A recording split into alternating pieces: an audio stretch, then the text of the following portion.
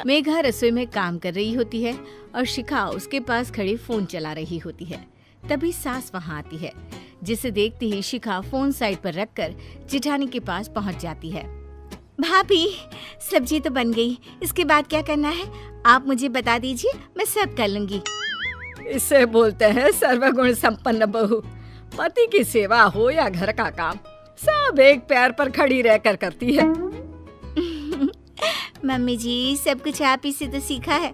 आप इतना प्यार नहीं देती तो आज ऐसा कुछ नहीं होता।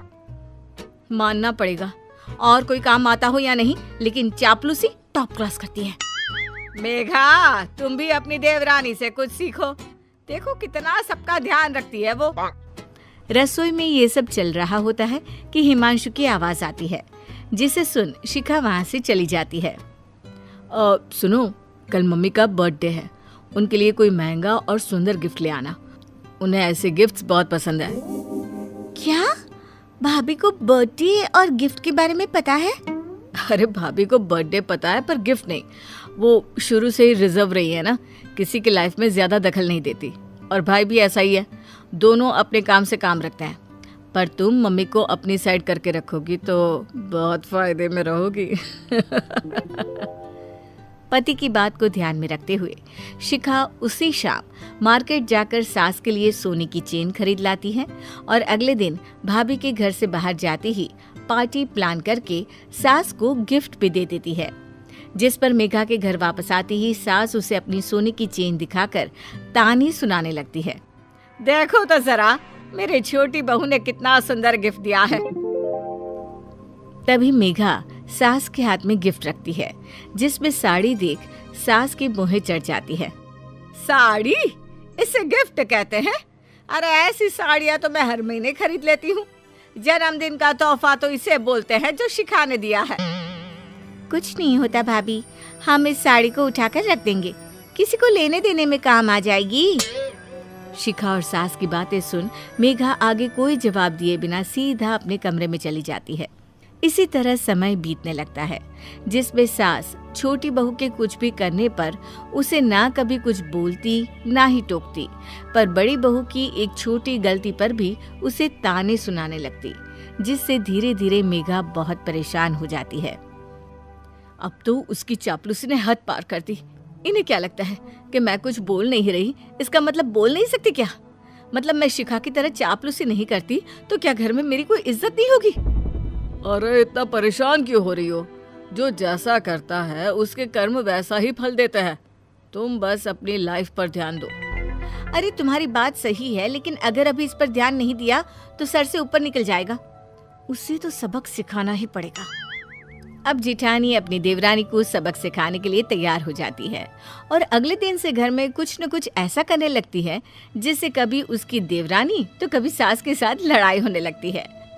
और देखते ही देखते कुछ समय बाद सास राहुल और मेघा की रसोई अलग कर देती है। जिस मौके को अपना फायदा समझ शिखा सास को पहले से ज्यादा भड़काने और चापलूसी करने लगती है, लेकिन जेठानी के जाने के बाद ये सब ज्यादा दिन तक चल नहीं पाता। बहू, कल तेरे घर वाले आएंगे तो कुछ अच्छा खाने के लिए बना लेना, मैं भी मदद कर दूंगी। हाँ? नहीं, आप क्यों तकलीफ करती हो, भाभी कर देंगी ना। सॉरी, पर मेहमान आपके पास आ रहे हैं और अब तो मेरी रसोई भी अलग है। ये कहकर मेघा वहाँ से चली जाती है। शिखा बस उसे देखती रह जाती है। अगले दिन शिखा उलझन के साथ रसोई में जाती है तो सास भी वहाँ उसकी मदद करने आ जाती है। अरे तू सब छोड़ और वही बना दे जो एक दिन पहले बनाया था, वो खाना बहुत स्वादिष्ट था। जब से भाभी की रसोई अलग हुई है सारा खाना रेस्टोरेंट से मंगा रही हूँ और आपके यहाँ बैठे हुए मैं वो भी नहीं कर सकती। अब करूँ तो क्या करूँ? अरे क्या हुआ, ला सब्जियां दे, मैं काट देती हूँ। सास के हाथ में सब्जी पकड़ाकर शिखा रसोई से बाहर निकल जाती है, जहाँ मेघा बैठी बैठी टीवी देख रही होती है। क्या हुआ शिखा, कोई दिक्कत? वैसे पता है, अगर लाइफ में गॉसिप या चापलूसी करने के अलावा भी कुछ सीख लेती ना तो आज इतनी परेशानी नहीं होती। अब इसके आगे देवरानी जेठानी के बीच कैट फाइट शुरू हो ही जाती, लेकिन उससे पहले सास छोटी बहू को रसोई में बुला लेती है। जिसके बाद शिखा बहाने से सास को रसोई से बाहर भेज देती है और अपने मम्मी पापा के आने से पहले हिमांशु को बोल सारा खाना रेस्टोरेंट से मंगा लेती है। बहुत मुश्किल से छुपते छुपाते लेकर आया हूँ, अब जल्दी खाना सर्व करके रेस्टोरेंट के डिब्बे बाहर फेंक देना। शिखा खाना परोसकर सारे डिब्बे घर से बाहर फेंक देती है और परिवार वाले खुशी से खाना खाते खाते शिखा की तारीफें करने लगते हैं, जिस पर मेघा रेस्टोरेंट के सब डिब्बे लाकर उनके सामने रख देती है। सच मम्मी जी, आपकी छोटी बहू खाना सच में बहुत अच्छा मंगवाती हैं। ये सब क्या है मेघा, क्यों कर रही हो ऐसा? शांत रहो ना। अरे कब तक, बताओ मैं कब तक शांत रहूं? आज तक शांत रही, उसी का तो ये नतीजा है। आगे भी ऐसी ही रही तो फिर इस घर का भगवान ही मालिक होगा। अरे आखिर तुम बोलना क्या चाहती हो कि इस घर में तुम अकेली ऐसी हो जिसे घर परिवार की फिक्र है, बाकी सब फालतू है क्या? हाँ भाभी, मैंने आपको जेठानी नहीं बड़ी बहन समझा और आप ऐसा कर रही हो।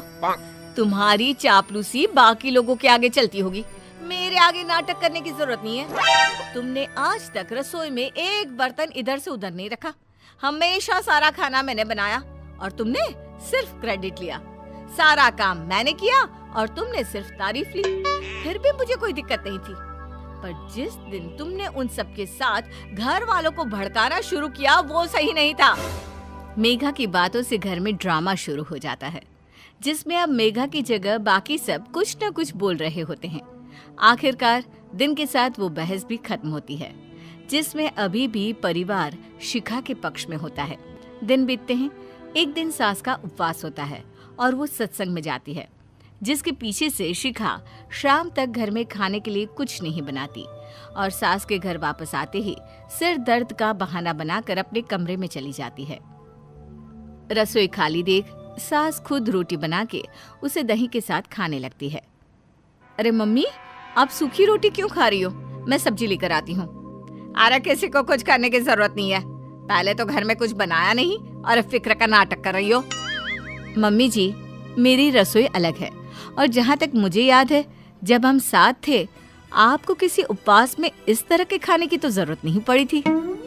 ये कहकर मेघा चली जाती है और सास सोच में पड़ जाती है, जिसके बाद वो बहू प्यार में अंधी होने की जगह अच्छे से सब कुछ नोटिस करना शुरू करती है और तब उसे शिखा की असलियत पता चलती है और अब सास भी उसका साथ छोड़ के बड़ी बहू के पास रहने आ जाती है।